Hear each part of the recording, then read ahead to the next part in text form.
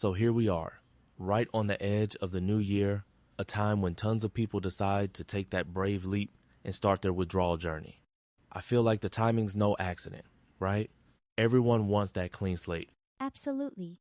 And to be honest, the holidays can actually help. If you've got time off work, it's almost like the universe is handing you a window to focus on yourself, even if it means facing some seriously tough days ahead. Yeah, and I think a lot of folks underestimate just how rough those early days can be. The anxiety, the feeling sick, your brain just wants to talk you out of it. That inner voice gets loud for sure.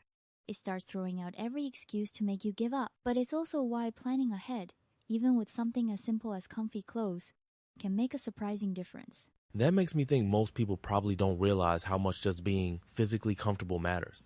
When you're basically stuck at home, too wiped out to even drive, those small comforts add up. Exactly. I always tell people, set out your softest clothes, have extras ready every 8 hours because you'll be sweating and freezing on and off. It sounds simple, but when you're miserable, changing into clean, cozy clothes is a relief. It almost becomes a way to mark time too, like, okay, I made it another chunk of the day. And it's not just clothes, hot showers, or baths, can be a lifesaver. Hot showers are a total game changer.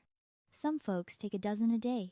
It might wreck your water bill, but honestly, those showers soothe your muscles and give you a break from the discomfort, even if it's just for a little while. Funny enough, that reminds me of people binge watching entire seasons just to get through those first days. I mean, who knew Netflix or Hulu could be such a valuable ally during withdrawal? It's true. Streaming shows isn't just about passing time. It actually helps your mind latch onto something besides how awful you feel. And if you find a comedy, even better. It won't make you cheerful, but it might nudge your mood a bit higher. I love that. Sometimes just following a story can distract your brain from all the racing thoughts and discomfort. Did you notice if certain genres work better for most people? Comedies definitely seem to help, but really, anything engaging works. The key is to keep your mind busy so it doesn't spiral. Of course, not every distraction will work for everyone, but trying different things is worth it. Now, not to sound like your mom, but I have to ask, how important is hydration during this stage? I've heard stories of people getting even sicker just from not drinking enough water. You're spot on. Hydration is huge, maybe the most overlooked part. A lot of folks have zero appetite and forget to drink, but dehydration can make symptoms worse, even cause stomach issues that just make the whole thing harder. So even when eating feels impossible, just sipping water can help shorten the misery a little? Exactly. You want your urine to run clear, strange detail, I know. But it's a good sign you're getting enough fluids, and if you can handle it, adding sports drinks for electrolytes can really help. That brings up food. I've heard so many people say they can't eat it all, but you're saying even tiny amounts can make a difference? Definitely. It doesn't have to be a feast, just simple, nutritious foods. Bananas, for example, are fantastic. Even if you only manage a couple small meals or snacks a day, your body will thank you and it can actually speed up recovery a bit. And what about people who can't stomach meat or heavy foods? That's totally fine. We get stuck on the idea we need meat at every meal, but fruits, veggies, even a smoothie can help. The goal is calories and nutrients, not a perfect menu. Once you're a couple days in, is it really possible to get moving?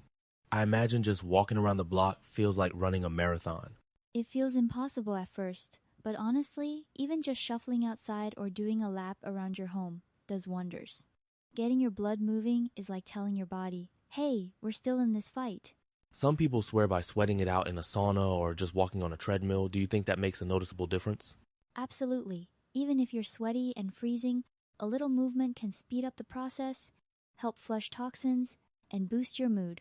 And it always feels better after, even if you dread it during. What surprised me most is how much community matters.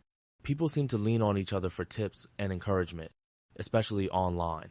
It makes a massive difference. Hearing from folks who've been through it, swapping stories, or just knowing you're not alone, that's sometimes more valuable than any product or tip. Support groups, forums, even comment sections can be lifelines. And I love that you encourage people to share what's worked for them. Sometimes the best advice comes from someone just a few steps ahead on the same path. Exactly. This time of year, there's a real wave of people trying to turn things around.